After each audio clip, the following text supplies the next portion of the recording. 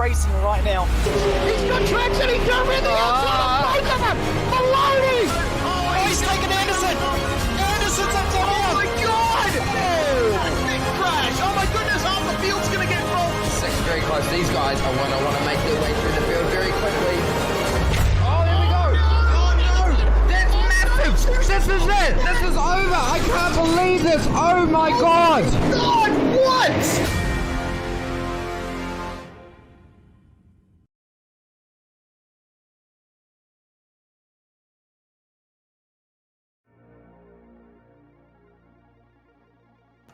Welcome to Limerock Park. What an awesome track this is for OZICAR Formula Vee coming at you this Wednesday night on SimSpeed TV. Well, this championship has been oh so exciting. We have really not even been able to keep up with the non-stop action that these large grids of Formula Vee racing put on. And now for round 5, we come to Limerock Park, which is going to be a lot of time at wide open throttle for these cars on the classic layout without the chicane. It's going to be some really interesting battling. And for our championship contenders, it might even be a matter of survival tonight. So I'm David Haynes. I'm joined by Reese Gardner, Jay Kennedy behind the scenes with the cameras and the production. Reese, we love this championship. It is so good to be back. Absolutely. Loved OZICAR Formula Vee so far this season, and now we come to the classic Limerock Park in Connecticut. There's going to be some great racing, a lot of drafting down the San Posey Straight. This is how the championship standings look. Cameron Dance with a successful night at Okayama last week, leading by nearly 25 points, I'd say, over Lee Partridge there. But Sean McKenzie, right equal on points with Lee. And Alex McKellar, he's had a tough last couple of weeks, unfortunately. He's fallen down to 4th in the standings, so it's going to be difficult to catch back up to Cameron Dance in these last 2 rounds of the championship, unless something happens to him tonight. Yeah, exactly. From leading the points a week ago to now more than 36 points adrift of Cam Dance. That is a mighty fall, unfortunately. But we'll see what he can do with 2 races ahead of him tonight in OZICAR Formula Vee. For race number 1, this is how they are going to grid up. Cam Dance has the pole, but look at how close all of these times are. Half a tenth of a second to Chris Noble, then Martin Turner, Mitch Dean, the chicken up teammates occupying row 2, Jamie Skeller in 5th, Lee Partridge in 6th, just a tenth and a half off pole to cover our top 6. Absolutely. Daniel Hederscheid's going to share row 4 with Mikey Harland, with Dennis Hancock and Josh Burden making his debut in the series, rounding out the top 10. Hey Josh, teammate of mine at Fusion Sim Racing. Michael Greed and Kirk Broadhurst rounding out the top 12 there. And then we go down to Sean McKenzie, Jeremy Bush on row 7. Row 8 taken up by Jackie Chalmers of Scotland and Nathan Verney, with 111 SimSports Stuart Crawford sharing row 9 with Callum Heinrich. Let's look through the rest of the grid then. It's Ray Oliver, it's Nick Scariev, it's Max Donnelly, Leon Williams, Russ Green, Mick Taylor. All of those 24 cars within 1 second of the pole still. That's how close and how even it is around this track. And the times continue to look really close further on back for Rick Berger and Neil Yates. They're all within a second of pole as well. There's Vic Bent-Veltsen, Matthew Joy, Paul Jackson, last driver with a qualifying time. Interestingly, no qualifying time for Sean Doyle. That is going to really put him potentially on the back foot, save for Ira Felberg, Stafford Marsland, and Paul Ward. But look at that awesome grid. They are starting to grid up for race 1. This, the 15-minute out-and-out sprint. Absolutely. No pit stop required in this race as per usual, but in the longer race too, they're all going to have to go in for a mandatory pit stop and take 2 front tyres, so that'll certainly shake things up. Cameron Dance is there on the pole position, shadowed by Chris Noble, who took his debut OZICAR win in last week's race at Okayama. Fantastic performance from him, and he's certainly come up the order in these Formula V's, showing what he can do. With only 15 seconds left on the gridding time, and the drivers are going to be keeping up their nerves, their heartbeats for the run into turn 1, which is quite open, David. It's a pretty long run, but once they get in there, it's going to be packed tight like sardines. We've also seen, even with the modest amount of horsepower for these cars, getting a clean getaway off the line is still oh so difficult. They're starting to rev. You can tell from the smoke. You can hear it. And away we go. Down towards turn one, looking at Chris Noble, not getting the perfect getaway, but from the pole position, Cam Dance has a great one to take the full racing line through the sweeping double right-handers that open up the lap. Indeed, the big bend, in they go. It tightens up at the second apex, and it looks like the rest of the field is making their way through pretty cleanly there. No big incidents so far, which is awesome to see. The series has just come in leaps and bounds since we started in round one. Cameron Dance still holding on to the lead, but Chris Noble is now in the draft and starting to pressure him. Almost flat out around the rest of the lap for these drivers, and that's where the slipstreaming really starts to pack them all up together like Tour de France cyclists. Look at them all in line behind your pole sitter and race leader, Cam Dance. Oh, and he's a little wide. The tyres will still be coming up to pressure. He's not going to be alone in doing a little bit of Connecticut mowing, and they sweep through the rapid corner onto the pit straight here, and the pressure is immediately at the end of lap one going to be on Cam Dance. Could they be any closer for the lead? Looking very patient with the top 4 or 5, but then a little bit of side-by-side action through turn one. As you can see, the downshift into third gear, putting a lot of smoke out from the back of these cars. Indeed, that's Lee Partridge making a move on Jamie Skeller for 5th place. Martin Turner, or for 6th place, sorry. Martin Turner holding on there behind the likes of, oh dear, looks like Ray Oliver's had a bit of an off there at turn one. And there's another car involved in that as well. A few cars have gone off. Mick Taylor and Vic Bentvilsen as well. Not too sure what's gone on there, but evidently once the draft came in for lap 2, there were some drivers making some spirited moves into turn 1. But I've also noticed as Cam Dance dips his left side wheels off into the grass again, these guys are not going for the dive bomb at turn 1 up the front. It's a bit like NASCAR Super Speedway racing. They want to lift off and not be the car in the lead of the draft. That's certainly not a problem there for Lee Partridge. He's going for more moves into turn 1, now pressuring Martin Turner as he makes his way past Chris Noble and Jamie Skeller, really pressuring Turner, who's made his way up into second at the end of the second lap. Yeah, so Limerock Park very much functioning as a one braking zone track, and then they all really concertina up all through the rest of the lap. Your pole sitter Cam Dance still holds the lead, but Lee Partridge has been one of our big movers. This might be a replay of some of the turn 1 action. They'd already come together in places, and then that looks like Vic Bentvilsen just going all the way off wide, spinning spinning back onto the track, and that triggered some of the other incidents. I might have picked up the wrong driver there. That doesn't look like that's Vic Bentvilsen, but he was involved a little bit later on. So back to the live pictures where Dance is once again feeling under pressure, and look at this. Wide. He goes 3 wide on the pit straight, and for Lee Partridge from third, he's got his nose in front. He's got the inside line. There's still a lot of laps to go, but can he take away the lead? They're oh so close to touching. They're oh so close to contact, but I think he's going to do it. He's leapfrogged Turner, who's leapfrogged Dance, and Partridge into the lead, Dance back into third, and it looks like all bets are off now up front. Indeed, they're going to start really battling now. This race is probably going to be 15 laps in length thanks to the 1 minute lap time, as it's side by side for the lead between Martin Turner and Lee Partridge. Turner takes the lead coming into the uphill bend. Most cars get airborne across that rise, but these Formula V's, they certainly don't carry enough speed for that. Side by side again, Jamie Skeller getting past Chris Noble, who's been really compromised through that right-hander. He's got Mitch Dean alongside him into the diving downhill last turn. There's a lot of compression that goes through the suspension at that point, which means you can carry a lot of speed through there. But now, you're right, David, all bets are off for the lead. Here comes Lee Partridge again on Martin Turner. Cameron Dance just sitting behind there in third, waiting for his chances. There's a bit of action a bit further back. It looks like Michael Greed just stopping Sean McKenzie from a move there as he's side by side with the number 7 of Mikey Harland. And did you see them NASCAR Super Speedway style, 2 wide, pack racing, following a high line and a low line through the final corner? This lead pack, 15 15 cars from Lee Partridge at the lead, stretching all the way back to Nathan Verney, and they are just entirely inseparable, racing too wide even at the back, like it is nothing.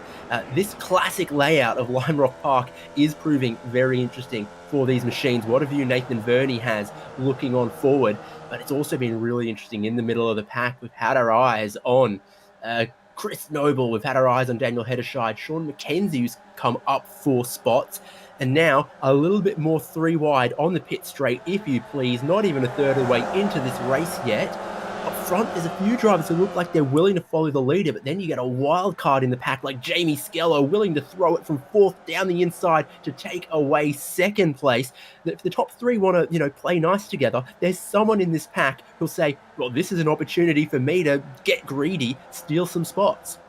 Absolutely, and looks like Michael Greed has not had an opportunity to get very greedy. He's fallen back quite a bit into 10th place. Joshua Burden now up into the top 10 again after losing out on the first lap, but lead pack continues on their way up to the right hand as Jamie Skeller's looking very hungry now versus Lee Partridge. And it seems that Martin Turner and Cam Dance are quite content to sit behind for the time being. Let's see how they go down the front straight. Few retirements from this one. Vic Bentvils and Rick Berger, Mick Taylor, Ray Oliver and Jackie Chalmers. They got the lap car of Callum Heinrich just up ahead, and he might be a factor as they're too wide coming into turn 1. All the way over to the right-hand side of the circuit goes Jamie Skeller. But Lee Partridge diving into the first turn. There's a bit of contact there between Turner and Dance that has concertinaed back into Chris Noble.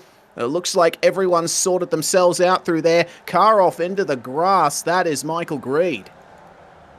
Ridiculous. The lead. Partridge is around. That's going to trigger a big incident. One of the chicken up cars in there as well. So Martin Turner, Lee Partridge, potential race leaders here, both dropped a long way back, made a bit of contact. It was starting to get silly. It was starting to get 3 wide through the first corner, potentially more than McKenzie, so close to tangling with Josh Burden. This has been crazy at Limerock Park. That incident was triggered by Jamie Skeller. He was up the inside of the left-hander on Lee Partridge, and Partridge turned in and got into the side of him. So that completely caused chaos there for the pack. Here's the replay on the right-hand side of the screen as we've got live pictures on the left-hand side. Oh, Lee Partridge getting into the wall massively there. No, sorry, that's Josh Burden who's gotten into there. And there's another incident ahead in the first turn. This race has gone off in the middle.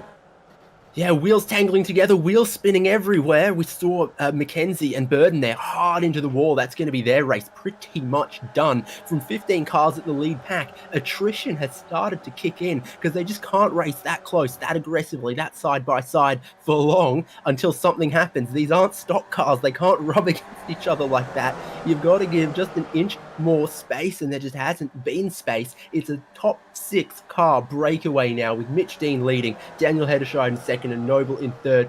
Scratch that. I think it's down to just 5 cars. Mikey Harland and then Cam Dance behind. This is the replay, trying to almost go 4 wide here. Mackenzie's trying to come across the other 2 cars, tangles in to Burden there, and then both of them end up in the wall, and then Dance tags someone there as well. And the rejoin always tough at a corner like that. 2 wheels off the wagon. Yeah, indeed, and certainly can't get 2 wheels around the track on a Formula V.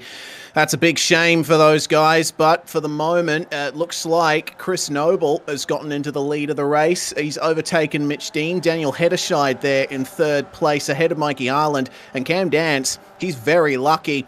That incident that was triggered by the contact between Partridge and Skeller, he managed to avoid all of that and keep himself in the top 5 battles. So now he's battling against a completely different set of drivers up here at the front. And almost looking for second there was Daniel Hederscheid, but it looks like cool heads are starting to prevail here at Limerock once again. You would hope so, but I really hope you haven't cursed it with that. We'll see how they do. But, we did see that, there were 2 or 3 drivers willing to be patient, willing to work with each other. But then in a pack of 15, there was always going to be a half dozen drivers who were going to take it 2 wide, 3 wide, make these battles happen. With 5 drivers now at the lead, things might cool down a little bit. but that is wide off of turn 2 for Hedderscheid, and then even wider for Mitch Dean. Immediately puts him under pressure from Haaland and Dance, who you can see really taking these wide entries, really carrying more speed through. But they're really not going to have anywhere to take that extra speed until they come back around to the pit straight. Yeah, indeed.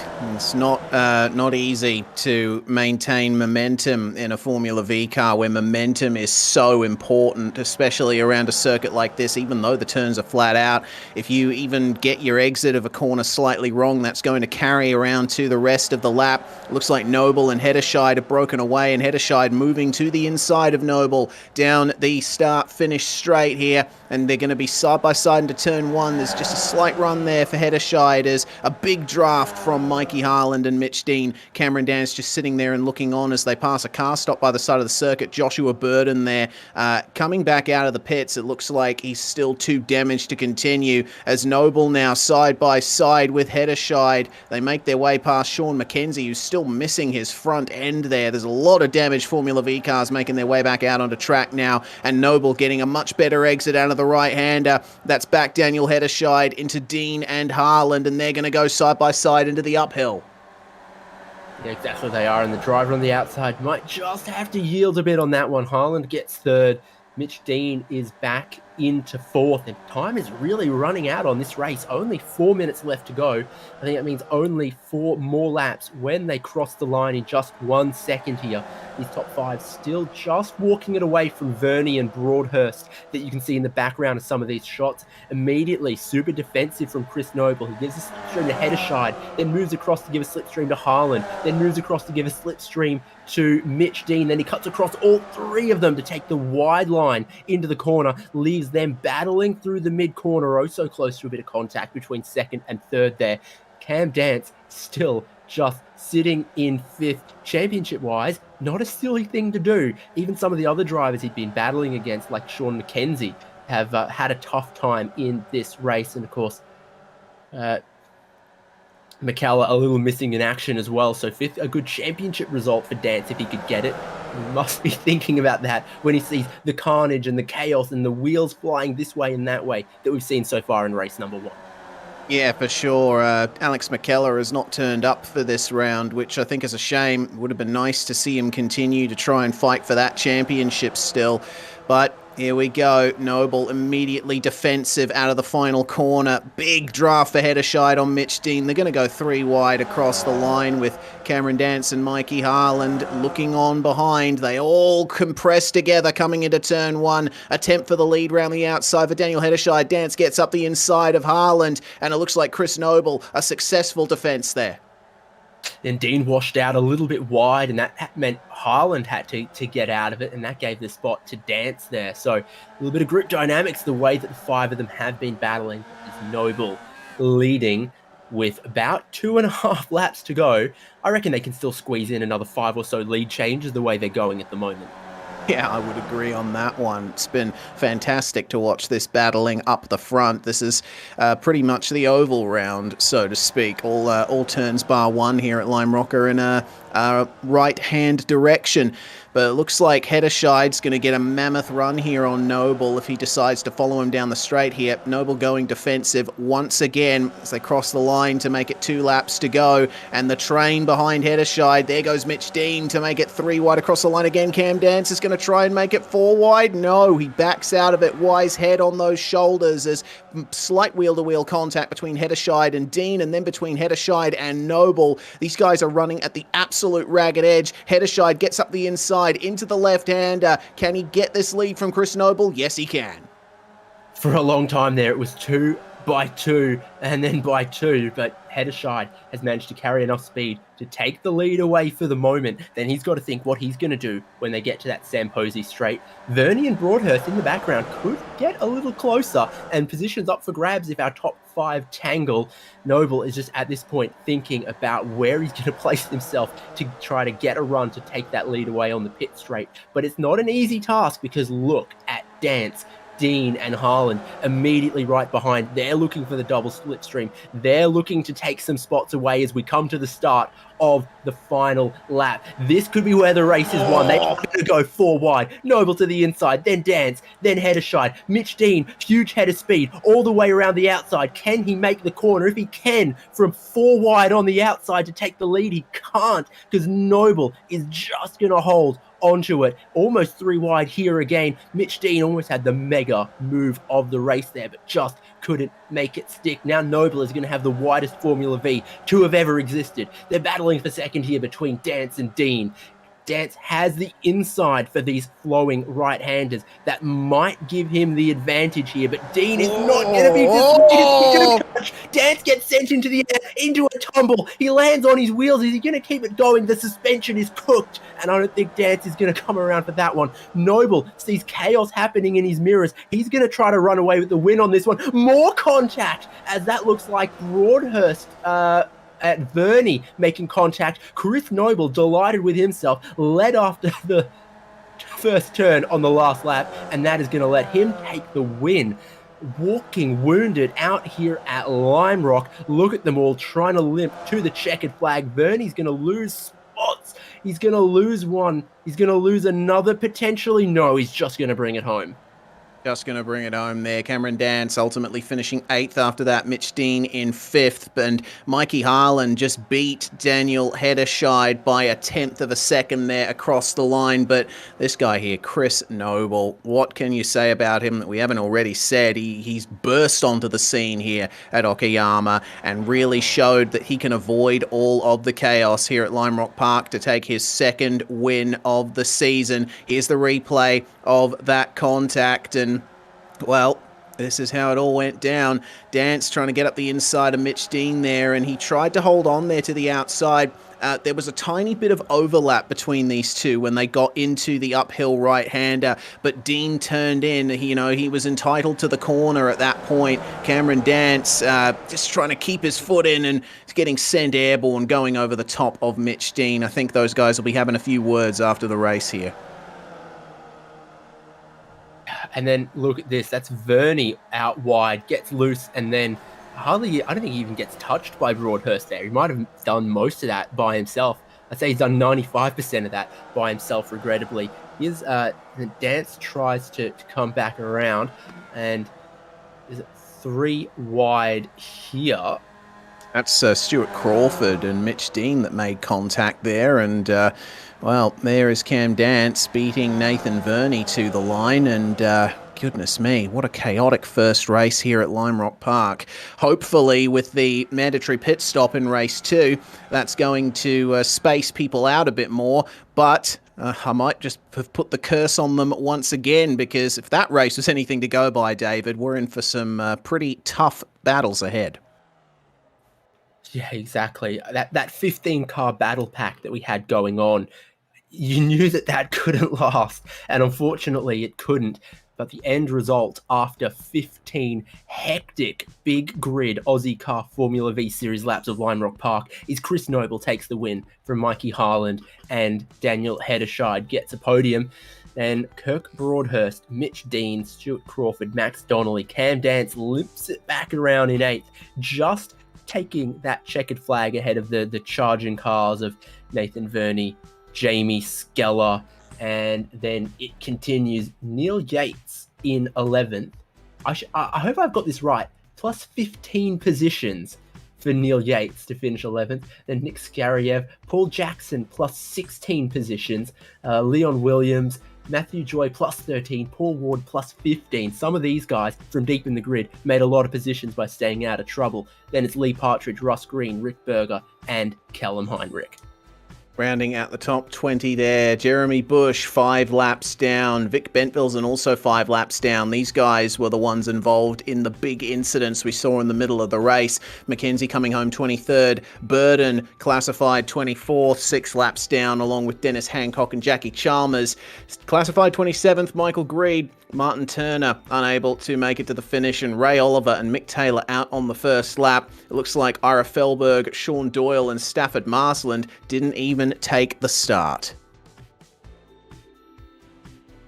Well, what to say after that pinball machine of a race at times, so closely fought, and could have been any of 15 drivers to win early on. We are going to take a little break here on SimSpeed TV, and when we come back, it's race 2 of OZICAR Formula V, the 30-minute compulsory pit stop race. How's that going to change the character of the racing? I dare say, with how strong the slipstreaming has been, the way the pack racing has been, we're probably going to see near enough a repeat, but just with a pit stop, because it really glues these packs together. Stick with us here on SimSpeed, because we're going to be back with more enthralling OZICAR Formula V action.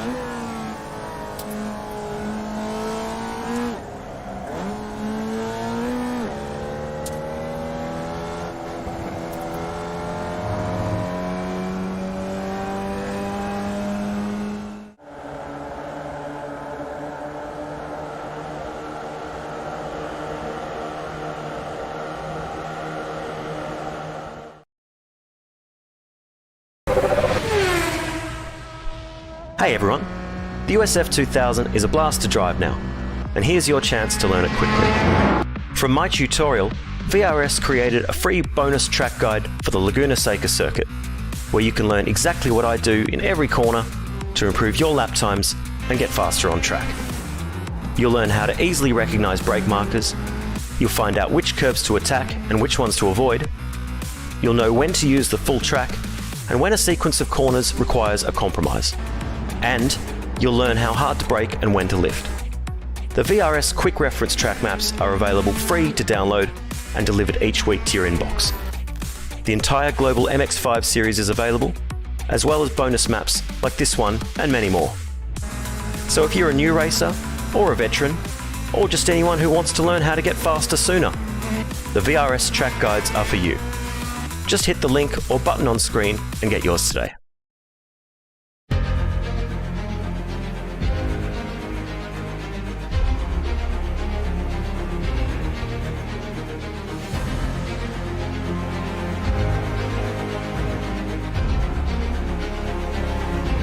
Fantastic.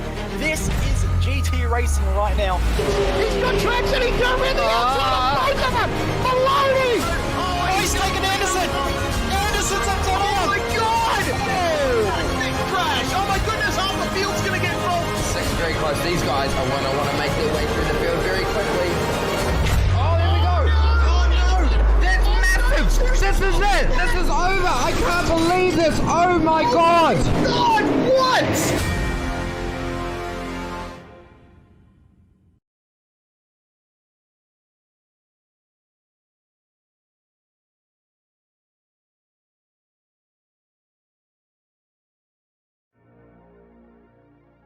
Well, we are back with 15 minutes of racing behind us and 30 still to go in race 2 of OZICAR Formula Vee Series from Limerock Park. We are going to take a little bit of a look at Shootout Qualifying for race number 2. Just to put a little bit more pressure on our drivers because we didn't see enough of it in race 1. David Haynes here. Hello, Reese Gardner joining me. What do you think we're going to see in race 2? I think we're going to see almost more of the same. I mean, we do have that mandatory pit stop coming up where the drivers have to pit between the end of the first lap and the start of the final lap for 2 front tyres, which, depending on how drivers play it, should space a few of these battles out. But I think with how important the draft is here at Limerock, it's going to be crucial to pit with someone so that you have someone to draft with. Otherwise, you're going to lose a lot of time out there. Yeah, potentially. We talked plenty last round at Okayama Short about the role that the traffic plays into it. That was also roughly, give or take, a 1 minute... a 60-second lap time. Just as it is here, we saw a pole time of minute 1 or so. So I think the concerns about traffic at Okayama just as much relevant here, even if it's slightly higher speed around here, slightly fewer braking zones, etc. All that to come up in the race, though. It is qualifying right now. We're riding on board with Michael Greed. He's going to be starting his first and only flying lap. We ride on board with the New Zealander. A lot of decision in turn 1 here, and you can see a bit of a late downshift into third, I suppose, and then carrying third gear all the way through here. And then it's almost about just making sure you follow the correct lines. Yeah, indeed, and you've got to bring it in nicely for this right-hander here to lead you out onto the full flat-out section, which is pretty much the final half of the lap. Michael Greed's one of the drivers who's on the verge of a week's suspension on penalty points. He's on 90 penalty points coming into this round, along with Mr. Mikey Harland, and along with that, I forget the next driver, but my goodness, that's a mistake there for Greed, and that is that lap over. He went a bit too much into the grass there, and so into the wall. No qualifying time for Michael Greed.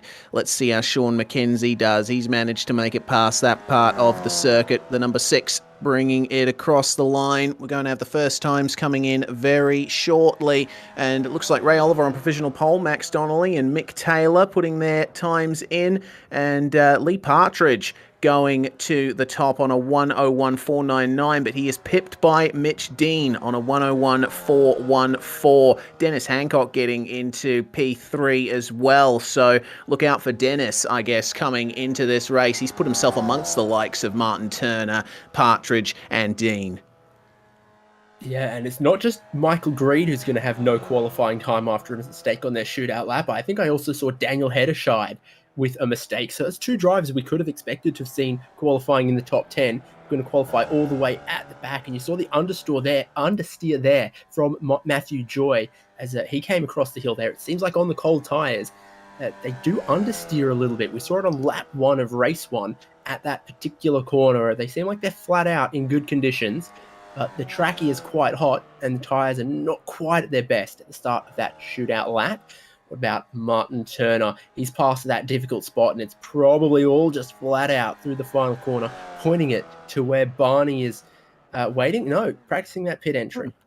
Yes, indeed, and that's probably a good idea because pit entry at Limerock comes up very quickly out of the final turn, and it's a pretty sharp turn to get into the pits, so any opportunity you can use to practice it, I would certainly take it. Rick Berger here in the number 3, about to come across the line, and this is probably going to be in the 102s. It's a 102.23 for Mr. Rick Berger, and that puts him a bit further down the field there, about 20th place at the moment. Cameron Dance, championship leader from Auckland, New Zealand, has raced Formula V's in real life. Let's see how he goes here. Coming down to the line, can he pip Mitch Dean to pole position? Looks like he can.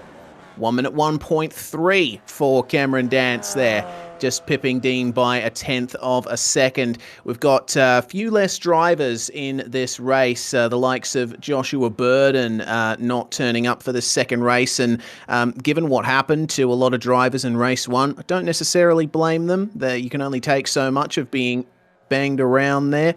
Actually, hold on a minute. Josh Burden is in the session, and he is made it to P6. Burden is a member of a Formula Vee team in real life in Tasmania. He's worked on these cars, and he knows them very well. So let's see how he can do as we go through the grid. Exactly. So it's a clean sweep on pole positions from Cam Dance, but we've seen that pole position means only so much around here at this slipstreaming track. He's got Mitch Dean joining him on the front row, then Lee Partridge, Mikey Harland, Dennis Hancock, and Joshua Burden. Behind them, Martin Turner, Ray Oliver, Max Donnelly, Stuart Crawford, race 1 winner Chris Noble out of 11th place, and then Sean McKenzie in 12th. 13th, Lucky 13 is the 3-2-1 of Jackie Chalmers. He starts alongside Nick Skariev. Neil Yates and Vic Bentvelsen share the 8th row of the grid with Russ Green and Jeremy Bush 17th and 18th. Leon Williams and Mick Taylor round out the top 20. Then you got Rick Berger, Callum Heinrich and Matthew Joy, the last drivers to set a lap time. Daniel Hetterscheid in 24th, one of those drivers who came a cropper of the track limits. Yeah, but actually in some slightly illustrious company, quite a few drivers who ought to have qualified well, starting deep in the field by virtue of the pressure, that do or die, that risk versus reward of the one shot, one lap qualifying. Also Jamie Skeller with no qualifying time, Kirk Broadhurst, Nathan Verney, Ira Felberg, Michael Greed. We saw live just how close to the limits he was pushing and felt on the wrong side of those track limits. And then also Paul Ward and Paul Jackson with no qualifying times. There's our starter. He's looking at the countdown. He's looking at a very beautiful grid of 30 Formula V's for OZICAR. The time will count down. We'll get underway for the 30-minute race. Reminder that from the end of lap 1 to lap 29 is the compulsory pit stop window. I expect there's a handful we'll see at the end of lap 1, but who will go long into the stint, and will that be the right strategy? All to be decided in the next 30 minutes. Drivers are going to start revving their air-cooled 4 cylinders, and for the 30 minutes, probably 30 laps, we are going to get racing again at Limerock. Not a great jump from Cam Dance. He's going to get swallowed up by 1 car, 2 cars, potentially a third. To his left, to his right goes Mitch Dean and Lee Partridge to put Dance back into third. A lot of smoke further back on the grid as well. Launching these cars, not necessarily a piece of cake, but so far everyone looks clean through turns 1 and 2. Will that remain? Probably not. Yeah, certainly. We'll have to wait and see. Mick Taylor going side by side with Daniel Hetterscheid further back in the field, and Hetterscheid getting very squirrely there as looks like Jamie Skeller getting a run on a Rick Berger in the midst of all of that. He's gained a couple of positions. It's very tightly packed there in the midfield, but it looks like the lead pack has well and truly broken away. I'm seeing something like 15 cars again here in the lead pack, but it's Mitch Dean who leads the way coming into the final turn of the first lap, and Cameron Dance now will be thinking, goodness me, that start wasn't the best, but at least I'm still third. It could be fourth coming into turn 1, because have a look, coming alongside there is Mikey Harland, and taking the lead from Mitch Dean is Lee Partridge coming into the first turn. It looks like Martin Turner trying to get his nose in as well alongside Dennis Hancock. This is some fantastic racing. Joshua Burden getting involved in this as well at the back of this pack with Max Donnelly. Some fantastic racing we're seeing here on the second lap. Yeah, indeed. And some pit stops starting to take place. Vic Bentvelsen, one of them. Daniel Hetterscheid, the other. Not really a surprise. Some of the drivers who didn't qualify have decided to do something different. Particularly thinking Daniel Hetterscheid there. Instead of trying to work his way through the pack, he's going to try to undercut all of them. Looking at Burden here as he's looking at Max Donnelly in front. Oh, hello. Whoa. That's a bit of a shove. That's a bit of a move.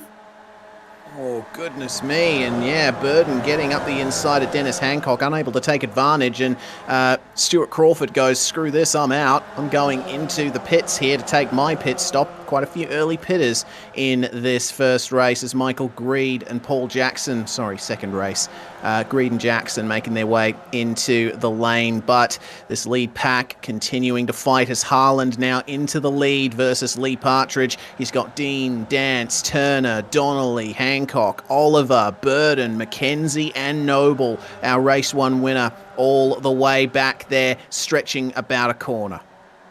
11 cars in 2 seconds, if you don't mind. Now that might stretch out a little bit as Burden gets the hip and shoulder, gets escorted off the track. Here's another driver rejoining the track from pit lane.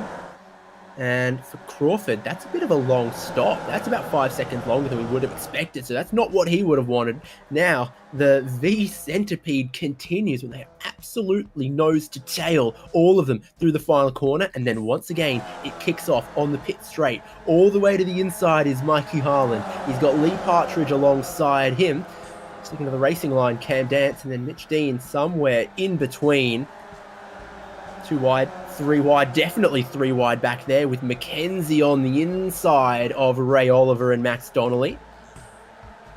Josh Burden's had a bit of an issue. He's dropped a bit further behind this pack as they continue to go 2 by 2 through the right-hander. Ray Oliver getting the run on McKenzie, who then loses out to Max Donnelly, and Noble just sitting behind for the moment. He's thinking maybe I can get some positions in the stops. Hancock and Oliver side by side through the uphill, and Oliver gets a great run there coming off the rise. That means that Hancock is going to lose out to Donnelly there into the next right-hander. They change positions reasonably. A little bit of a wheel off in the grass there for Donnelly, but up the front it looks to me like Partridge, Harland and Dean in a pack, then Dance, Turner and Oliver all catching up to them. They're about to go 3 wide behind. It's Donnelly, Hancock and McKenzie, with Chris Noble now trying to follow them into the first turn. He lifts off early just to let them go, and this battling is bringing Josh Burden back into the fold. Absolutely ridiculous Formula V stuff. McKenzie there from the inside of turns 1 and 2, coming around the outside when the track flicks back around to the left, and that's going to put him in a difficult and potentially compromised spot just before he even hops a little bit of the curb. Chris Noble wants to steal a position away from him, but it is bringing some other cars back into the fight. You can see your top 11 cars all reunited in one pack, and it's only about 2 seconds behind them that you've got another 5 cars led by Jamie Skeller. So this is still pack racing. We've only had 6 or so pit callers from our 30 drivers who took the start of the race. It's your leader, Lee Partridge, with half a second in hand, but look how quickly some are gonna close that down. Harland is in the slipstream, cleverly using it to try to defend himself from Martin Turner, looking down the inside for second, but Turner's still there, owed a little bit of space, and this right-hander just keeps going. It's so tough to hang it around the outside. Harland is going to try, but you could see he was losing out a little bit of ground, and now he's going to lose that second place. There was almost a really big incident behind them coming out of the final turn. Rick Berger got a slide on over the curb and ended up going backwards out of the first turn. Fortunately, all the drivers were able to avoid him as we check out the battle for the lead and the battle for the 12th position side by side. For 12th, Jamie Skeller's holding on versus Green, Yates and Skaryev.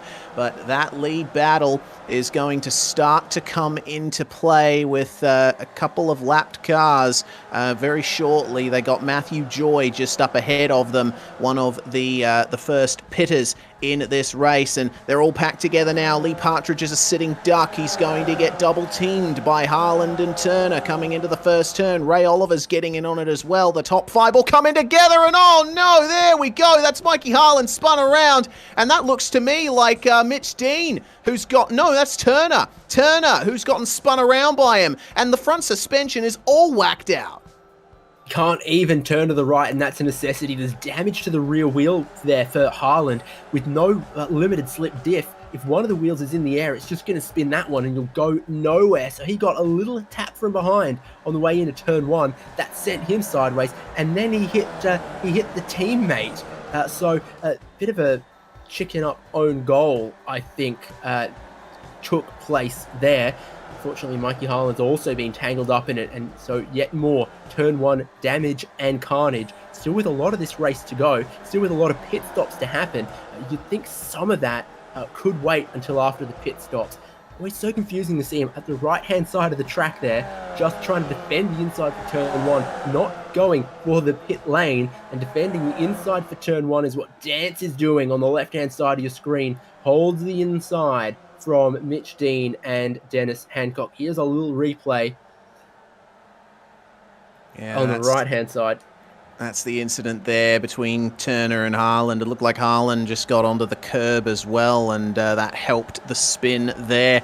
But traffic is now a factor for the leaders. Matthew Joy has gotten in the way of the battle between Dean and Dance for third place, and Dean manages to hold on to third place, but have a look at Max Donnelly. He's making himself really known in this battle pack, and Lee Partridge is going to have to deal with some traffic as well. He was already compromised a little bit by joy into the final turn at the start of the previous lap. Now he's got Jamie Skeller just up ahead of them. You can't see it from this onboard shot here from Max Donnelly, but those two specks in the distance, that's Lee Partridge and Ray Oliver making their way there as we have another caller onto the pits. That's Josh Burden.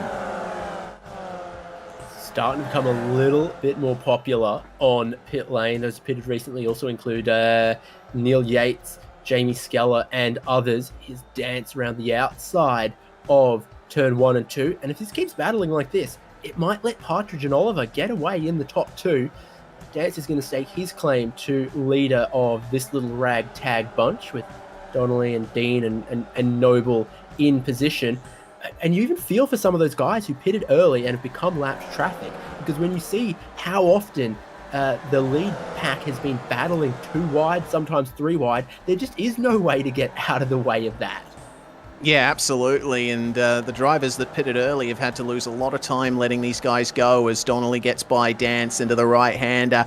That's going to change, I think, coming down onto the start-finish stretch. Just a little bit on the curb there for Donnelly, and it looks like he might be going for the lane. He is. He slows down. That compromises Mitch Dean a bit, which allows Chris Noble alongside him as Donnelly just sedately makes his way through the pits. Cameron Dance is going to lead this pack for third place as Noble. Oh, there we go, Mitch Dean.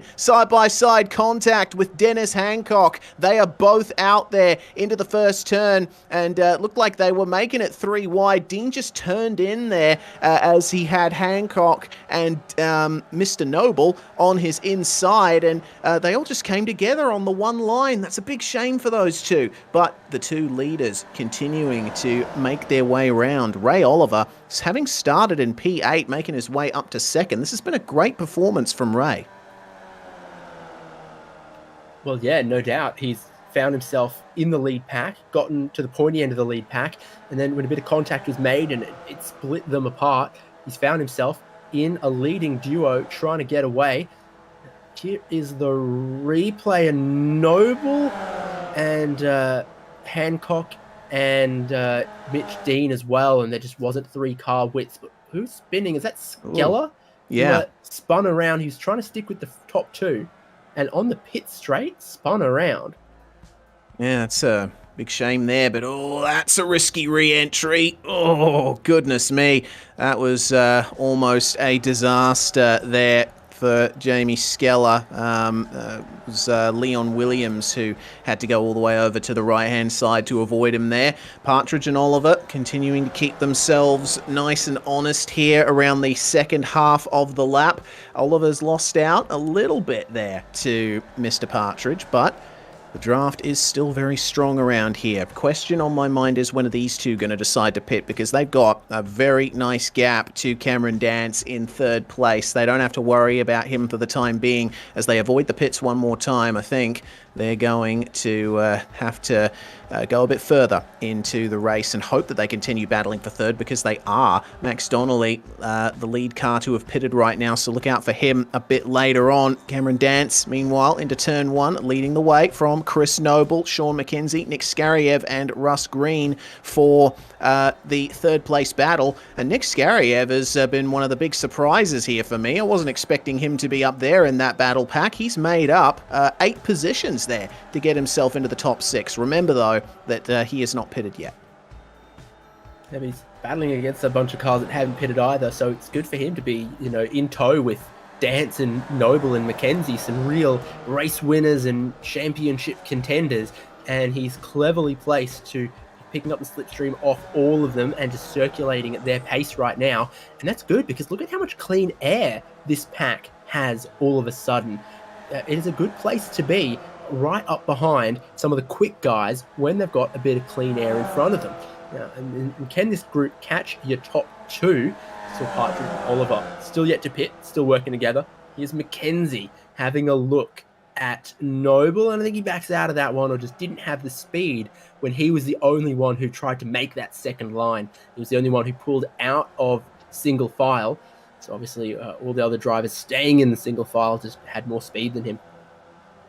Yeah, looks like it. So, very wisely backing out of that maneuver. We've already seen plenty of times tonight how difficult it can be to go into turn one when you've got cars all around you. So the easier you can make it for yourself and the easier you can make it for the drivers around you, the better off you will be. These guys still in single file, but they're going to have to put in one heck of a performance to try and catch back up to Ray Oliver and Lee Partridge, who have just come out of the final turn now. They avoid the pits once again. They are certainly going a bit longer here at the moment, but for a second there I thought Chris Noble was going to go for the pits, but no, he's going all the way over to the right to try and get the move done on Cam Dance into turn one, trying not to give too much of a draft to the drivers behind. Dance tries his best to hold on around the outside of Big Bend, but cannot keep the overlap up there on Noble. Noble does leave him a bit of space though, which allows Dance to get back on by, and I think Noble is making a good decision there. You don't want to be the lead car in a pack like this because you've just got that wall of air right in front of you and you're not benefiting from any draft whatsoever. Yeah, and even if he tried, it didn't immediately appear like he was going to be able to take that one away. Is this Donnelly? Yes, looks like it. Battling with two 111 SimSport cars. Yeah, Crawford and Heddershide, I think, were behind him and have now bullied him out of that spot. They've also pitted 11 and 13 laps ago, respectively, for Crawford and Heddershide. They've caught Donnelly, and the teammates who pitted early working together very well here, Crawford and Heddershide. Heddershide started right up the back in 24th, if you recall. He's up into 12th already now, with a lot of cars in front of him yet to pit and doing some great speed. So teamwork can make the dream work, but you can see Donnelly's not going to roll over and let them do that. Certainly not. And another driver that's made up some great positions just behind that pack there is Kirk Broadhurst, who's made up 12 positions, and he has pitted. He just recently passed Josh Burden and has been repassed by Josh Burden coming down into the first corner here. Burden on the inside. Broadhurst just lifts off early, lets him go, can benefit from the draft. But remember, they're on their own, these two. So if they want to try and catch up to the guys in front, they won't want to run side by side too much. Back in with our leaders, Partridge and Oliver. 15.1 laps completed there for them, and the third place battle continues to go off with Cam Dance defending very nicely there from Chris Noble, with Sean Mackenzie in the Gulf colours just behind. Nick Skariev continuing to try and make himself known here. Russ Green as well, having made up 10 positions, that guy. I'm really impressed with some of the performances tonight here from some drivers. Even in race one, we had some big movers, and it was, a bit of nous, a bit of intellect in the pack, but it was also just staying clear of the danger spots, not putting your nose somewhere it could cause an accident. And when other drivers did that sort of thing, hey, you picked up positions from them. So really a lot of more than just, speed, the bit of racing nous required. Dance is going to pit, and the guys behind aren't going to be able to react to that one. So slightly early pit stop potentially compared to some of those he was racing. Dance is on pit lane. These are the three cars currently highest up that have made their pit stop, their compulsory stop. Crawford, Heddershide, Donnelly. This battle very much characterized by the two 111 cars that have worked their way ahead. of Donnelly. So Dance halfway through his pit stop now. Now 15 seconds of service done. Probably looking somewhere for 20 before he gets rolling. He just dropped down off the jacks. You could see it out the corner there. And he's going to want to be down the inside of these guys. He's going to make sure they're not close enough. They don't have the speed to get around him. Dance is going to rejoin comfortably ahead of Crawford and Donnelly. Indeed, but Mr. Hedderscheid still keeping himself right in this battle, trying to get round the outside of Donnelly for Big Bend. He has to yield, though, on the way into the left-hander. It's fantastic racing between these two guys. Donnelly in the 111 sandwich, as it were. Very nice to see that it's a clean battle as we have more takers on pit road. It looks like Chris Noble and Sean McKenzie have decided to come in for their pit stop. Let's see how quick they are and how this defines their battle with Cameron Dance, who's just about to make his way into the final turn. Yeah, and Dance had a super quick pit stop, 16 seconds compared to, it was 22 for Stuart Crawford. So where are Noble and McKenzie going to rejoin? I think Noble's had a good enough stop, but it's not good enough to be ahead, best I can tell. No, he's going to end up 2-3 seconds behind. And McKenzie's going to be 4 wide, mixed into this battle, trying to hold the inside. 111 cars come around the outside. Max Donnelly also trying to work his way around the outside of McKenzie, who's still going to have some cold front tyres. Yeah, and can't quite carry the speed you expect into the turns with those cold fronts. A little bit more tread on them, obviously, so you'll have a bit more to work with. But now McKenzie, with lack of momentum coming out of the pits, is getting harassed by Josh Burden and Kirk Broadhurst. This is turning into a great battle pack as we see Nick Scarrievan, the number 44, making his stop. No longer running the Buzzing Hornet paint job, but still with that bright yellow machine that you absolutely can't miss. Down into the final turn, these guys go, and it looks like Noble countering a bit of traffic there. That's Matthew Joy once again down in 25th position, and it looks like Noble's going to make his way by him pretty handily as Burden now pulls out for a move on Sean McKenzie. Coming into the first turn, it's 3 wide between the two 111 drivers and Max Donnelly, but winning that battle out is Daniel Hedderscheid, and Burden getting up the inside now of Hedderscheid. Sorry, it's Crawford in the lead of this pack. I get my cars confused all the time. Burden, with a couple of technical issues, not able to hold on to that outside line versus Daniel. So we thought, what is the pit stop going to do to the strategy? Partridge has gone off at turn 1. Lee Partridge, super wide out of turn 1, has gotten it back on the road. Don't think he hit anything, but we just saw that in shot flying off, and that is no good at all because he was trying to lead this race. He was trying to outdo these guys who've made their pit stops and could potentially catch him, and he's thrown away a whole chunk of time. But we wondered, what's the pit stop going to do? Is it going to break up the battle packs that we saw in race 1?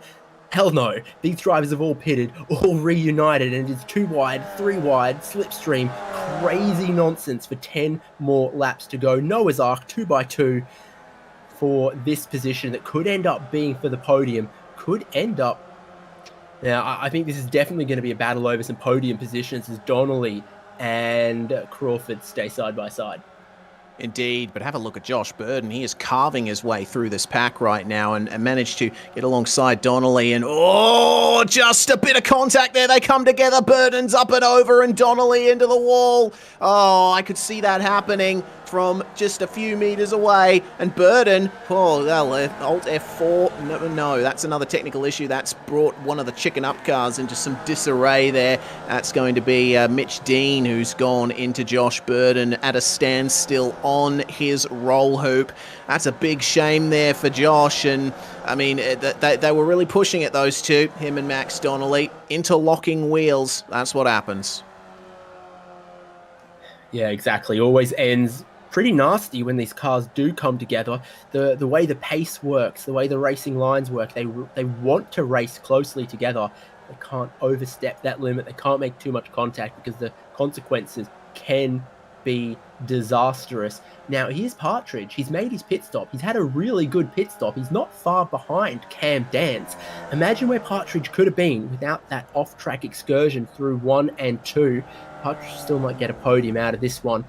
But we'll see, because Oliver is on pit lane now. He was the race leader. He was ahead of Partridge and by 4 or 5 seconds. So I think Oliver could still come out ahead of Dance so long as the pit stop goes well. We're going to find out in a second because service almost done for Oliver. Now onto the pit straight comes Cam Dance. Only 2 more cars yet to pit. We've almost got the fully adjusted picture, but that's about 3 seconds longer than Oliver would have wanted. Here comes Dance from behind, round the outside. He's going to have to work to take that lead away. Oliver has come out of pit lane side by side with him on the cold tyres, but is, at least for a second, going to be able to keep that black and white Dance machine behind. Indeed, this is going to be a great battle for the win, and if these two end up coming together, Lee Partridge is still not far behind them, ready to take advantage, and they've got the 2 last cars yet to pit. Paul Ward and Callum Heinrich just up ahead of them. Dance right on the rear suspension there of Ray Oliver. It's going to be a great battle for victory for sure. But both of these guys know that in a draft situation like this, it's often best to just keep it line astern for the most part. And if you're going to make a move, make sure you do it cleanly and don't cost each other too much time because, once again, they've got Lee Partridge right there with them. Cameron Dance, though, decides he's not going to wait. He goes for the move down the start-finish straight into turn 1 into the adjusted lead there for Cameron Dance, and he'll be very happy with that one, especially considering all of the chaos that has happened before.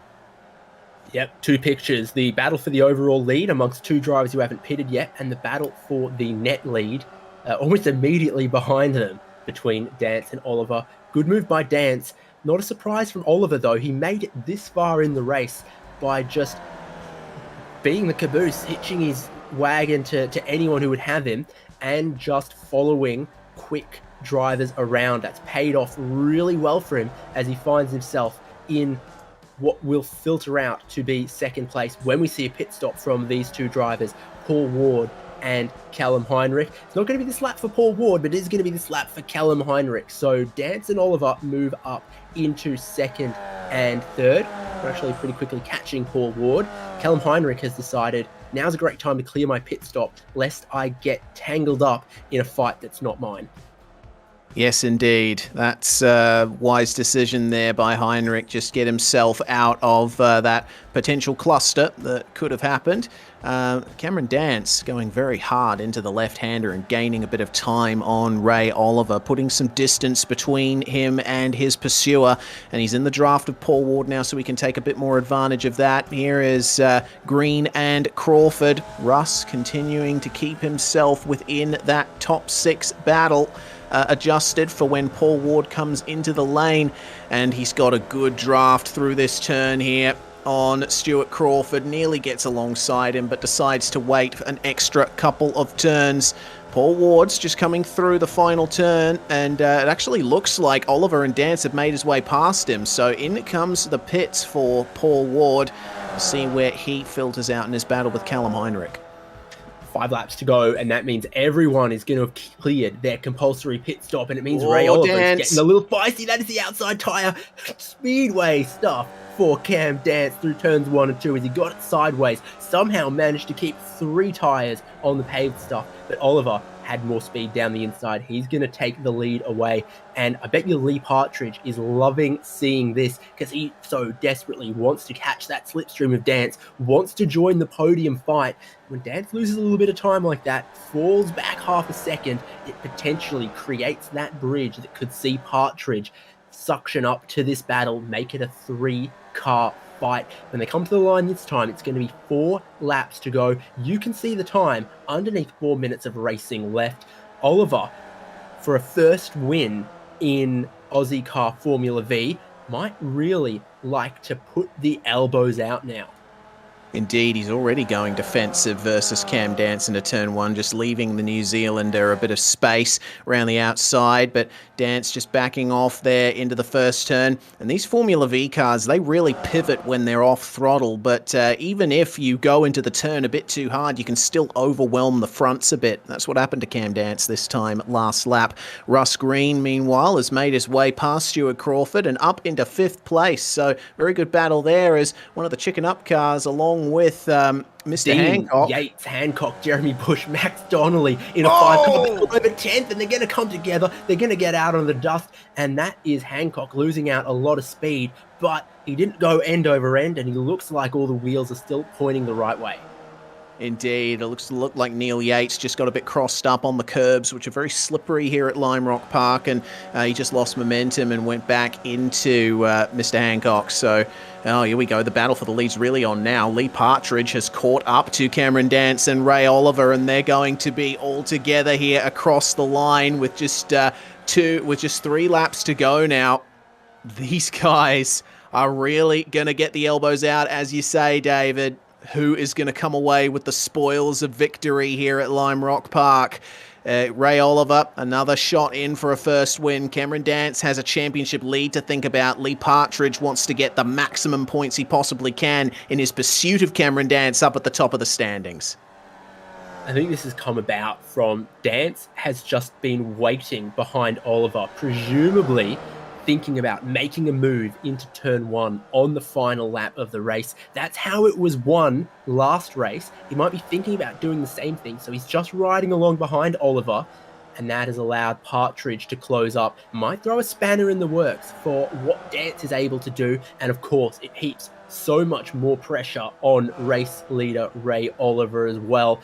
Dance might want to stay in line. Partridge is going to take the double slipstream, take the slingshot. He's ahead of Dance. He's looking to get ahead of Partridge. There's a car coming out of pit lane in the way for him as well that's going to complicate things. They are going to go 3 wide. Oliver manages to keep it on the paved stuff. Partridge, so brave in the middle, takes the race lead away, and what could have been catastrophe sees our 3 leaders stick it together for 1 more lap. That's some excellent car control from Ray Oliver to keep it on the black stuff there. Jackie Chalmers just coming out of the pits and making life a little bit difficult there for our leaders, but Mr. Chalmers still running there in 23rd position. They are still together though, our top 3. And Oliver sitting in the draft now of Lee Partridge. The big question is, do you want to be the car in the lead of a battle pack coming onto the final lap, into the final turn for the second last time they go? Who is going to get the momentum on? Cameron Dance coming around here. He's going to try and go for it here on Ray Oliver and Lee Partridge. As they cross the line, it is white flag, David, and they're almost going 3 wide into turn 1. This is going to be a great finish. 30 seconds was on the clock, the white flag was in the air, and it's 1 more lap, and Partridge has his nose in front, could throw the blocks all the way around. If Dance wants that win, he's going to have to do something clever. If Oliver wants that win, he's probably going to have to hope that first and second come together. They came across the line to start the final lap. 1/10 of a second from first to third. Should be a clean all the way around the rest of the lap. Shouldn't catch any traffic, and that is probably going to make things a little difficult for Partridge. Is Dance backing it off to try to get a run to catch him before the start-finish line? That's going to be his only hope. Flat out from here to the end. Only 1 more sweeping corner, and then the checkered flag and the finish line comes up. Dance just looking to get the mega toe. Partridge is wise to it. All the way to the inside. Tries to weave. Dance pulls out. It's going to be a photo finish. Dance is going to pip him at the line. 3-way photo finish. Dance takes the win. Out-drags Ray Oliver. Partridge. Oliver manages to grab third. So close. 0.02 of a second. Dance timed it perfect. He absolutely did, and it's still battling going on here for 10th. That's a 3-wide finish with Mitch Dean just getting 10th place from Max Donnelly and Neil Yates. You could barely put a leaf over the 3 of them, but Donnelly, he'll still be happy, I think, with that performance. He did lose a position off the start, but he managed to keep himself in those fights. Cameron Dance, though, the championship leader, continuing to show why he is at the top of the standings. That was a very big brain maneuver there from the New Zealander, just to hang back at the start of the final lap to try and get that slipstream. It was his only option left on that lap. Just give himself an extra car length so that he could then close it, stay flat out through the final corner. And he was lucky that there was enough distance between that final corner and Barney with the checkered flag that he was able to squeak his Formula V nose in front to take a win. a very important championship win, but also a well-fought one in this 30-minute pit stop race. So your podium is Cam Dance, Lee Partridge, and Ray Oliver. Ray Oliver from 8th on the grid. I think that was a really smart race to snag a podium out of it, just 1/10 away from the lead. Good positions gained, a really thinking drive there as well.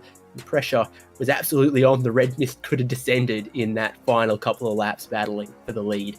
Chris Noble does get 4th place, so that is going to go well to his couple wins there for a good points haul out of today.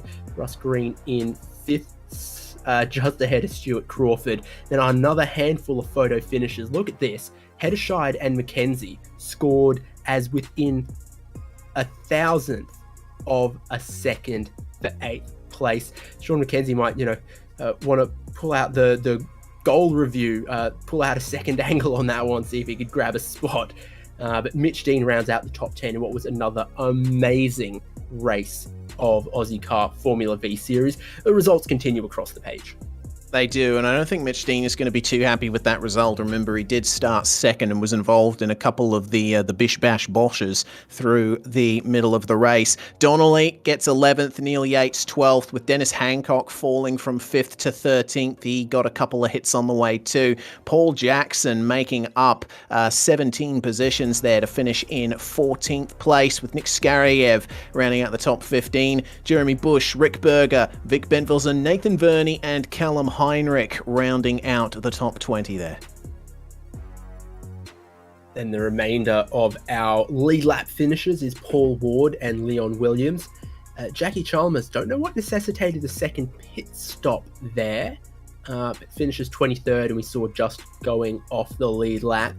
Matthew Joy McTaylor also 1 lap down, and then what a tale of woe and disappointment that follows from 25th downwards. We saw collision for Joshua Burden, and then Michael Greig, Jamie Skeller, Mikey Harland, Martin Turner, all retirements, not even getting to half distance there.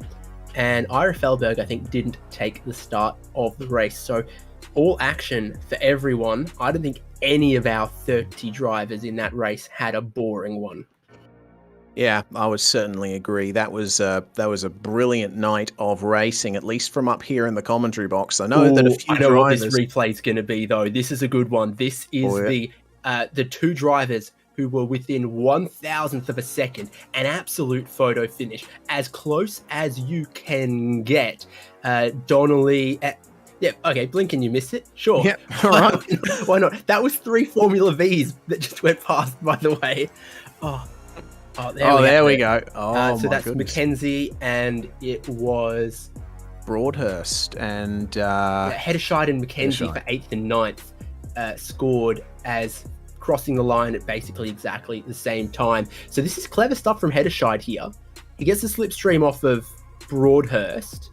McKenzie's left high and dry, and somehow on the way to the line here, Hedderscheid on the right is scored as ahead of McKenzie on the left.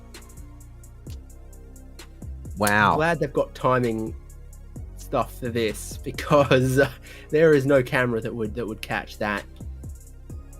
That's amazing stuff there. Just goes to show that no matter where you are on the field, you have someone to battle with here in OZICAR Formula Vee. And Jay just moving the camera around a little bit so we can get a better view of that. And they pretty much crossed the line dead on, side by side. So, I mean, thanks to the timing, Hedderscheid just ahead of McKenzie, but you could barely put a human hair, I guess, in between the finish for those two. But Broadhurst, I think, will be very happy with that. He was just able to get a better drive off the corners.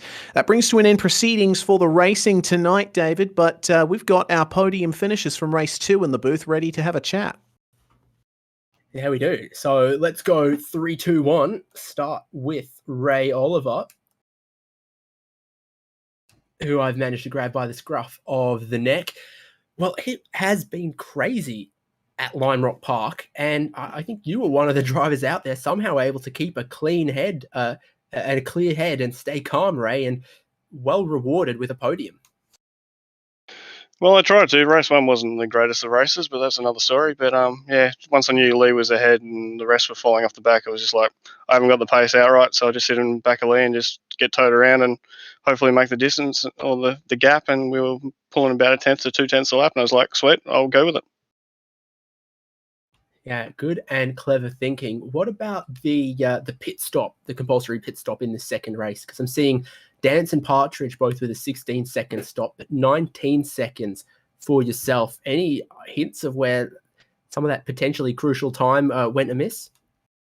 That I'm trying to figure out because I switched off fueling and I only grabbed the front 2 tyres, so it must have been just the run to the line didn't work out the way it is, and it gave me that extra slowdown in the pit, so to speak.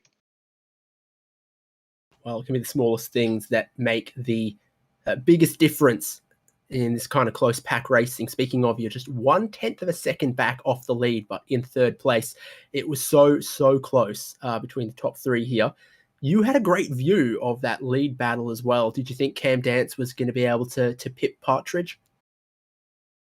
Well, it just depended on what happened on the way coming out of the last turn. I knew I would have had the run on Lee, or at least I was trying to practice that in the earlier stages before we went into the pits. But I stuffed up and just left it out a bit too late on Cam, and Cam was a bit too far off Lee, so that's what happens. Well, congratulations, and hopefully you enjoyed yourself tonight. Thank you. And that was our third place finisher in the feature race, Ray Oliver, moving one step further up and just pipped right at the finish is Lee Partridge. Indeed, he is, and here with him now. Lee, congratulations on your second place finish here in race 2, leading for quite some time, but we'll cast our minds a bit further back. I don't want to really start on a negative note, but race 1 didn't quite go your way. It certainly didn't. Thanks, guys. Yeah, race 1 was a bit of a hard luck story. Just that late dive move there, but his wheels were on the grass when we touched. I did see he was coming. I was trying to back out of it, but then he didn't, and then I did, and it was just too late. Just a bit of a late move from him, but that's all right. That's racing. No real hard feelings or anything there, apart from that I was leading. But that's all right. The race 2 was really good fun. I threw it away myself. I ran wide turn 1. And dropped a lot of time, but then was lucky enough to pull back in and Cam and Ray and had a good fight towards the end. And I just got my lap count wrong. I actually was playing a tactic game and I didn't want to be leading when I was, and I just made a silly mistake of not getting the lap count right to get the draft across the line. And I think I was lucky to get P2. To be honest, I thought Ray was going to get me as well. Well, nonetheless, still an excellent result for you. Just take us through, your approach to said tactics. I mean, you say that it didn't work out, but tactics are really important here at a track like Limerock Park, where there's really only one braking zone. Yeah, definitely. It all comes down to who gets the checkered flag. That's how the race is won, yeah. And you can easily do that with a draft and pass on that last lap. So anything leading up to that is just waiting. You just got to be there, and we were lucky enough that it was only the 3 of us. Race 1, I think, from what I hear, there was quite a big pack for the lead, and that makes it even trickier. But when it's only 3 cars, it's a lot easier. You have time to think and look and think about the tactic a bit more when there's only 3 of you. And even though I only had 3, I still made the mistake of getting the lap count wrong and leading over the line at the wrong period of time. But yeah, still good fun. It was my first podium in this series, so good for the points. It's pretty hard to believe that that's your first podium in the series, considering how well you've done in the championship standings. And I'd say that even with the race 1 result, you're still in second there behind Cam Dance. How much do you think can be done to try and make up that gap in the last round? Yeah, well, it'll just be a matter of if the other guys, if you're Alex McCullers and all that sort of stuff, do make it, and there'll be a lot more fast guys at the front. A lot of these guys are getting better and faster, so the front pack's getting more dense usually. Unfortunately, it does get split up with some accidents from time to time. But yeah, I'm just taking each race as it comes and just doing the best I can in each race. I was talking to guys before. I've had a couple of 4ths, but yeah, no 3rd, and to be second in the points is good. So yeah, Cam's a pretty handy steerer. It'll be pretty hard to hold him off, but I'll be just doing what I can and see how we go. Good stuff, Lee. Before we let you go, is there any shout-outs you'd like to give, anyone you'd like to thank? Oh, look, just big shout out to you guys putting the show on and Ira with the league. It's a really good league. I've been in many leagues already, and this is a really good one. And thanks for Kintsugi FM for my livery. And thanks for all the other boys racing. It was good hard racing. Lee Partridge there, second place here in race 2, and we think still second place in the championship. But final driver interview of the night, David. You're with our race 2 winner and championship leader. Yeah, Cam, tough break at the end of race 1, but made it all good in race 2. Just the timing on that run. Did you have any practice with that, or were you just winging it on a prayer for that last lap glory? Oh, I may have had previous experience with a few hosted doing that sort of thing. So, I completely knew what I had to do, and I knew the gap and everything. So it was pretty much just set it up and see what happens. If Lee was going to block it, it was going to be a little bit more of a challenge. But it was a really, really good fight and really, really clean to the end there in the second race. From pole to the win would make it sound a lot easier than that race really looked. I think the characteristic of the racing we saw here at Limerock Park is kind of as you predicted. It was, I guess, mayhem is the only way I can describe some of the pack racing we saw. 15 cars glued together at points.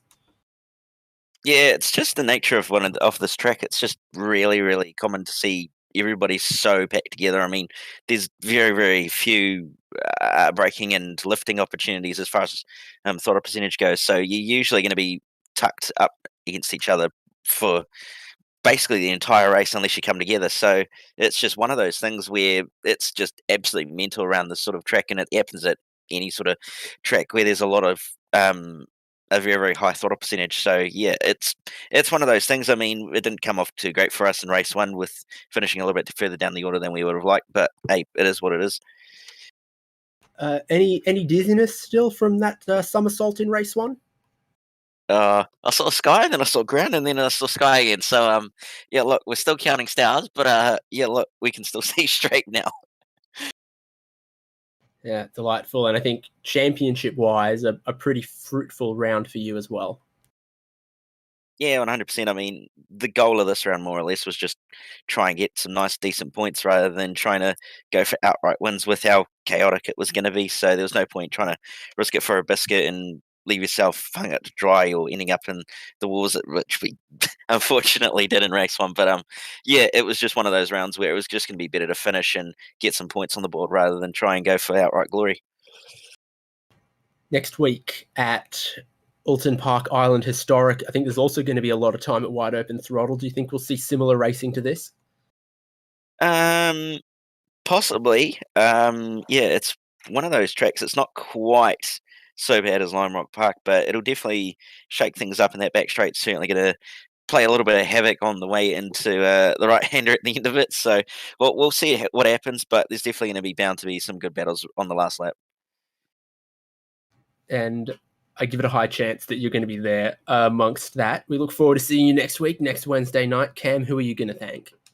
Yeah, just first of all, shout out to the boys at TechSense Fitstone Motorsport and our partners, TechSense Sensors, Renfell Harnesses, Demon Tweaks, Fight CRC, Major Garage, Sim3D, you guys for the awesome broadcast, all the boys for the awesome racing, Ira for the awesome series, and look, we'll see what happens next week, but pretty much just aim to wrap the championship up. And there you have it. Race 2 winner, Cam Dance. Race another crazy round of OZICAR Formula Vee Series. Another time where we're left catching our breath after 2 races, trying to unpack 10 hours of racing action that somehow was compressed down into 45 minutes.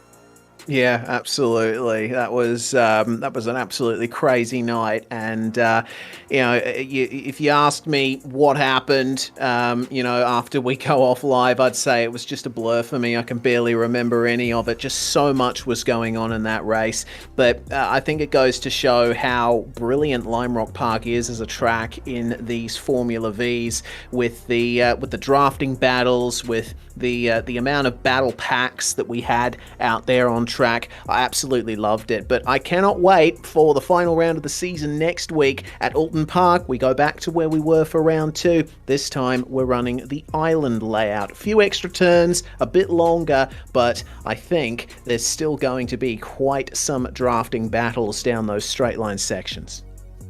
Yeah, I think if anything, even higher average speeds, a little bit more room for them to spread out. What kind of effect might that have on the pit stop strategies in the second race? It'll be the same format as you've seen every round so far, a 15-minute sprint and a 30-minute compulsory pit stop race. David Haynes here with Reese Gardner and Jay Kennedy producing. I hope you'll join us again in a week's time for that. From now, it's good night.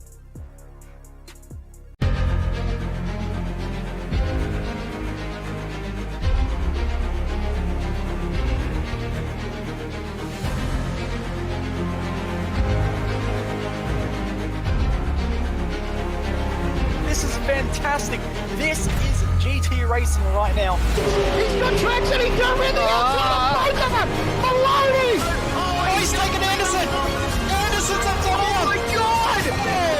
Big crash. Oh my goodness, half the field's going to get rolled. Six very close. These guys I want to make their way through the field very quickly. Oh, there we go. Oh no, that's massive. This is it. This is over. I can't believe this. Oh my God. God, what?